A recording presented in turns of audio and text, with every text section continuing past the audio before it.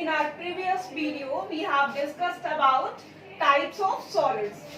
Types of solids we have discussed about in our previous video. Okay children, how many types of solids we have discussed? Crystalline solid and amorphous solid. Okay, and types of crystalline solids we have already discussed in our previous video. Today we will discuss about lattice. What is lattice children? Today we will discuss about lattice. What is lattice children? Lattice क्या होता है? Crystal जो जालक होता है, lattice point किसे कहते हैं? क्रिस्टल जालक जो आपका होता है या क्रिस्टल बिंदु जो है वो किसे कहते हैं?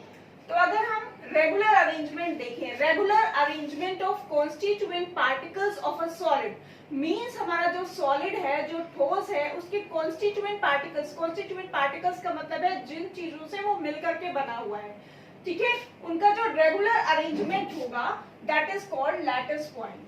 Children we know that atom का शेप क्या होता है? स्फेरिकल. एटम जो है स्फेरिकल होता है शेप में. तो अगर हम स्फीयर शेप में केवल इस डॉट को ले, ठीक है, ये इसका सेंटर है, दैट इज न्यूक्लियस और centre of that atom, and we will consider only that point, and this point is called lattice point. और ये जो सेंटर पॉइंट होगा, इस पॉइंट को क्या कहते हैं? लैटिस पॉइंट होगा. अब इसका जो 3D अरेंजमेंट होगा, चलो बच्चों देखो जरा, ये हमने कई सारे एटम्स को एक रेगुलर अरेंजमेंट में अरेंज किया, ठीक है, ये हमने एटम्स लगा दिए. अब उसके नीचे इन दोनों एटम्स के बीच में जैसे कहीं कोई फंक्शन होता है, और फंक्शन में अगर घर वाले कहते हैं ना कि एक डब्बा है और उस डब्बे में आपको लड्डू अरेंज करने हैं, तो उनको एक आप रेगुलर अरेंजमेंट में अरेंज करते हो ना, वैसे ही यहाँ पर हम एटम्स को एक रेगुलर अरेंजमेंट में अरेंज कर रहे हैं. और ये जो रेगुलर अरेंजमेंट होगा, this arrangement is called lattice. ये आपका जालक बनाता है. ओके चिल्ड्रन, तो देखिए जरा कैसे हम अरेंज कर रहे हैं, कैसे हम अरेंज कर सकते हैं. ये हमने दो डॉट मिलाए, दो डॉट मिलाने के बाद ये हमने दो डॉट मिला दिए, ये ऐसे मिलाया. देन नेक्स्ट टू एटम्स को हमने मैच किया. After that this one and this one. ये सभी पॉइंट्स को जैसे ही हमने एक रेगुलर अरेंजमेंट्स में हमने अरेंज किया, पॉइंट्स को, सभी एटम्स को, सभी परमाणुओं को, जो भी कॉन्स्टिट्यूएंट पार्टिकल्स हैं, वो सॉलिड जिन भी कॉन्स्टिट्यूएंट पार्टिकल्स से मिलकर के बना हुआ है, उन कॉन्स्टिट्यूएंट पार्टिकल्स को, उन बिंदुओं को जैसे ही हम मिलाएंगे तो हमें एक ये क्या मिली? Unit cell. This one is called unit cell. तो we are discussing about lattice point. तो लैटिस पॉइंट तो चिल्ड्रन यही है, ये जो 3D अरेंजमेंट है, 3D arrangement of constituent particles is called lattice point. Now next one is unit cell. Unit cell को कहते हैं एकक कोशिका. क्या कहते हैं? एकक कोशिका. जैसे हम घर बनाते हैं ना चिल्ड्रन, देखा है कभी घर बनाते हुए? घर जब बनाते हैं तो उस किससे मिलकर के बना होता है? ब्रिक से, ठीक है. वैसे ही कोई जो सॉलिड है, वो सॉलिड में किसका अरेंजमेंट होता है? उसके कॉन्स्टिट्यूएंट पार्टिकल्स का. तो ये देखो, हमने जब सभी कॉन्स्टिट्यूएंट पार्टिकल्स को ऐड किया था तो ये हमें क्या मिल गई? यूनिट सेल, एकक कोशिका. और ऐसे ही जैसे हम घर बनाते हैं तो घर में हमें क्या लगाना होता है? ब्रिक. ब्रिक का जो रेगुलर अरेंजमेंट होता है उससे हम वॉल बनाते हैं. ऐसे ही यूनिट सेल का जो रेगुलर अरेंजमेंट होगा वो हमारा क्या फॉर्म करता है? लैटिस फॉर्म करता है. कैसे लैटिस फॉर्म करता है? देखो जरा, अगर हमें लैटिस फॉर्म कराना है तो लैटिस कैसे फॉर्म होगा? ये इसी स्ट्रक्चर में हम देखते हैं, ये हमारी 1 क्यूबिक यूनिट सेल है. This one is cubic unit cell. क्यों चिल्ड्रन? यहाँ पे आपको दिख रहा है ना, ऑल साइड्स आर इक्वल. ये जो आपका सेल है, इस सेल में जो तीनों साइड्स हैं, A equals to B equals to C, तीनों साइड्स इक्वल हैं. तो ये आपका क्या है? This one is cubic unit cell. फिर अगर हम आगे नेक्स्ट डॉट्स को मिलाना शुरू करें, जब नेक्स्ट डॉट्स को मिलाएंगे तो क्या होगा? फिर हमें ये रेगुलर अरेंजमेंट्स मिलेगा. फिर ये जो जैसे दैट इज कॉल्ड लैटिस. ठीक है बच्चों, इन पॉइंट्स को अगर हम कंटिन्यू ऐड मिलाते जाएंगे एक दूसरे से तो क्या मिलेगा हमें? ये लैटिस मिलेगा. मींस ये हमारी 1 यूनिट सेल है, this one is 1 unit cell, this one is 2nd unit cell. ऐसे ही कॉन्स्टिट्यूएंट पार्टिकल्स को जब हम कंटिन्यू ऐड करते जाएंगे, कंटिन्यू इनको ऐसे मिलाते जाएंगे, तो क्या मिलेगा हमें, ये कंटिन्यू जो सेल्स का है वो एक प्रॉपर अरेंजमेंट हो जाएगा और ये आपका क्या कहलाएगा, लैटिस। इसको क्या बोलते हैं, ओनली लैटिस, जालक। मींस जैसे हम घर बनाते हैं, ईंटों को, ब्रिक्स को एक रेगुलर अरेंजमेंट में जब ऐड करते हैं, अटैच करते हैं, तो वॉल खड़ी होती है, वैसे ही सॉलिड के जो कॉन्स्टिट्यूएंट पार्टिकल्स है वो एक रेगुलर 3D अरेंजमेंट में, क्रिस्टल के जो आपके होंगे पॉइंट्स, जो क्रिस्टल के बिंदु होंगे, जो एटम्स होंगे, जो आयंस होंगे, जो भी होंगे कॉन्स्टिट्यूएंट पार्टिकल्स, वो एक रेगुलर 3D अरेंजमेंट में अरेंज होंगे, दैट इज कॉल्ड जालक। Now we will discuss about types of unit cell. अब हमने पढ़ तो लिया कि यूनिट सेल क्या होती है, ठीक है। अब हमें देखना है कि ये यूनिट सेल कितने टाइप्स की होती है। वन थिंग मोर चिल्ड्रन, जो हमारा लैटिस होगा, इसको अगर हम डिफाइन करना चाहें तो कैसे डिफाइन कर सकते हैं, द रेपिटेशन, continuous repetition या 3D arrangement of these unit cells is called lattice। Means अगर हम इन यूनिट सेल्स को कंटिन्यू रिपीट करते जाएं, एक के बाद एक प्रॉपर 3D अरेंजमेंट में अरेंज करते जाएं, तो जो अरेंजमेंट हमें मिलेगा that arrangement is known as lattice और जालक। इसको लैटिस या जालक कहते हैं। Now we will discuss about types of unit cell. तो तब तक इसका स्क्रीनशॉट ले लीजिए आप। Yes children, अब हम देखेंगे types of unit cell, how we can divide, how we can classify unit cell. Unit cell can be classified into two groups. Unit cell को हम दो पार्ट में डिवाइड कर सकते हैं, that is simple unit cell, okay, simple और primitive unit cell, primitive unit cell, okay. And next one is centered unit cell, केंद्रित एकक कोशिका, सेंटर्ड यूनिट सेल और केंद्रित एकक कोशिका। तो यूनिट सेल को हम एकक कोशिका को दो पार्ट्स में डिवाइड कर सकते हैं, दैट इज सिंपल और primitive unit cell and centred unit cell. अब ये जो सेंटर्ड यूनिट सेल है, इसको 3 टाइप्स में डिवाइड किया गया है। It can also be divided into 3 types, that is face centred unit cell, and next one is body centered unit cell, body centered unit cell। अब हम इसको शॉर्ट में लिखेंगे children. and next one is end centered unit cell, okay, this one is end centered unit cell। these are the 3 division of centered unit cell। अब हमें in unit sales के बारे में पढ़ना है कि ये यूनिट सेल्स क्या होती हैं। चिल्ड्रन जनरली सॉलिड स्टेट जब खोलो और इतने सारे स्ट्रक्चर्स देखो तो क्या होता है, दिमाग में भय हो जाता है कि अरे ये तो हमें समझ ही नहीं आ रहा, इसको हम कैसे करेंगे। But it is not a typical task, ये इतना कठिन नहीं है। अगर इसको हम इजी वे में थोड़ा सा देखें, it is not so difficult. तो सबसे पहले हम क्या देखेंगे, first one we will discuss about simple और प्रिमिटिव यूनिट सेल। सबसे पहले हम किसके बारे में डिस्कस करेंगे, सिंपल या यूनिट प्रिमिटिव, सिंपल और प्रिमिटिव यूनिट सेल के बारे में। तो ये आपका जो simple unit cell, primitive unit cell होती है, इसमें क्या होता है, हमें देखना है कि इसमें जो कॉन्स्टिट्यूएंट पार्टिकल्स हैं in this cell, the constituent particles are arranged in this cell, the constituent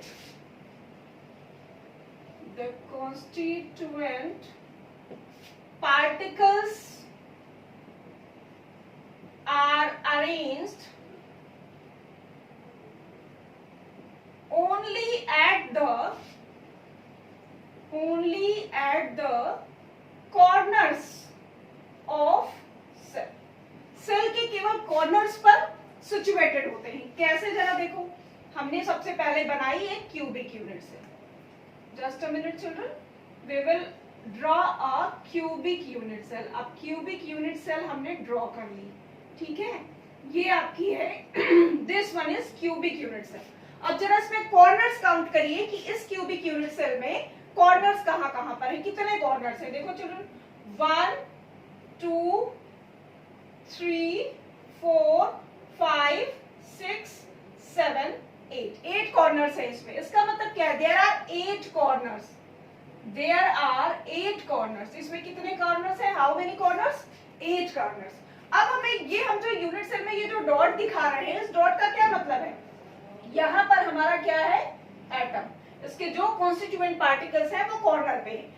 corner पे होने का मतलब क्या है, ये आपका जो एटम है इट विल बी स्फेरिकल। किस शेप का होता है ये? स्फेरिकल शेप का, राउंड शेप का होगा। ठीक, अब हमें ये देखना है कि ये जो एटम है ये पूरी तरह से सेल के अंदर तो है नहीं, कितना पार्ट इसका सेल के अंदर है।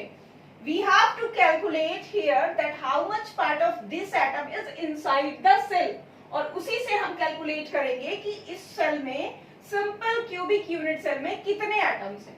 ठीक है, अब जरा देखो, अब ये हमारा स्फीयर है, स्फीयर का ये हमारा जो सर्कल है इसका आधा पार्ट तो हमने गायब कर दिया, ये आधा ऊपर का तो पार्ट हमने गायब कर दिया। ठीक, अब इसमें हमें ये देखना है कि ये जो हमारा हाफ बचा, ये जो हाफ सर्कल बचा, इस हाफ सर्कल को फिर हमने हाफ किया ऑन दिस वन, मींस हमारा जो हाफ सर्कल है इसका 1/4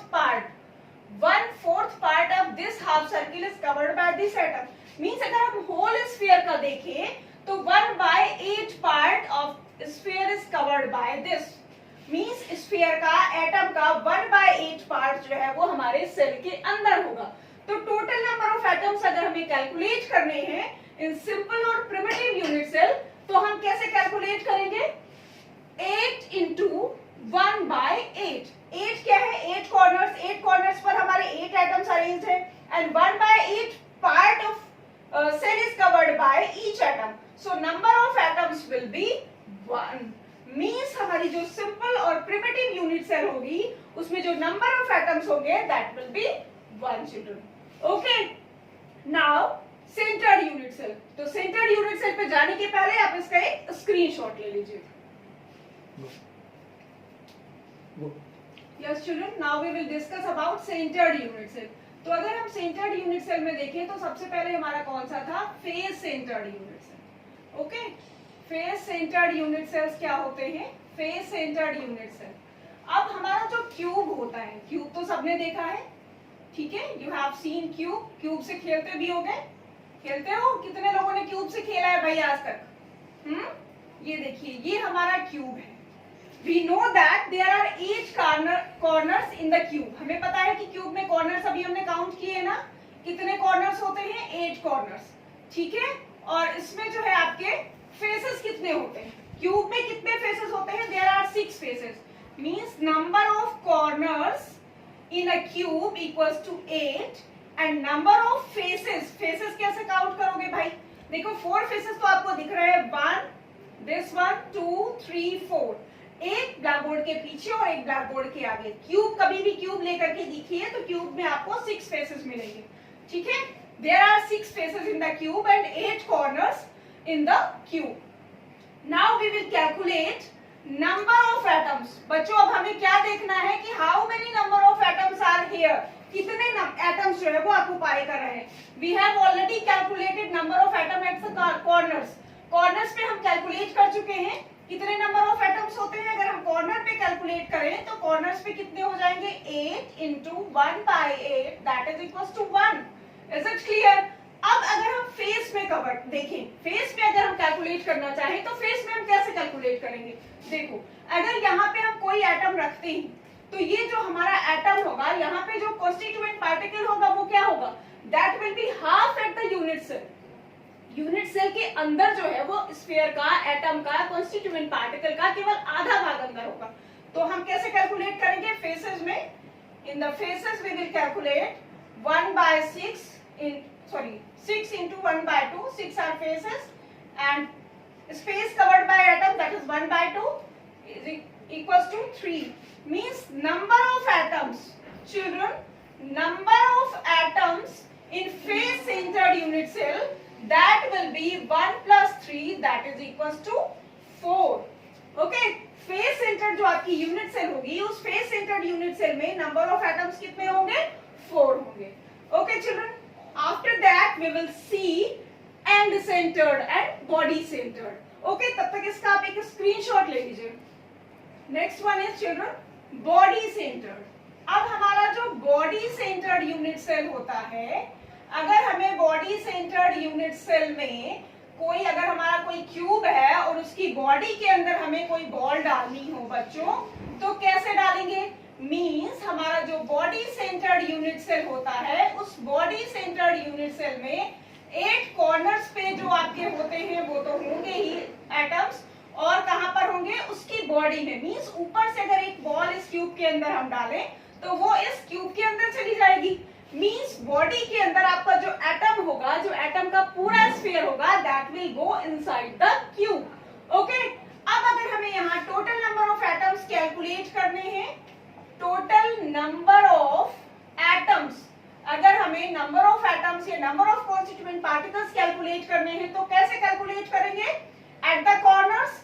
कॉर्नर्स पे कैसे कैलकुलेट करते हैं बच्चों, 8 corners and area covered by one atom, that is 1/8। तो नंबर ऑफ एटम्स एक कॉर्नर पे कितने हो जाएंगे, कॉर्नर्स पे 1, and number of atoms at the body. Body में देखो पूरा होल चला गया है ना, होल हमारा एटम उसके अंदर एंटर कर गया है, तो बॉडी पे नंबर ऑफ एटम्स कितने होंगे, दैट विल बी 1।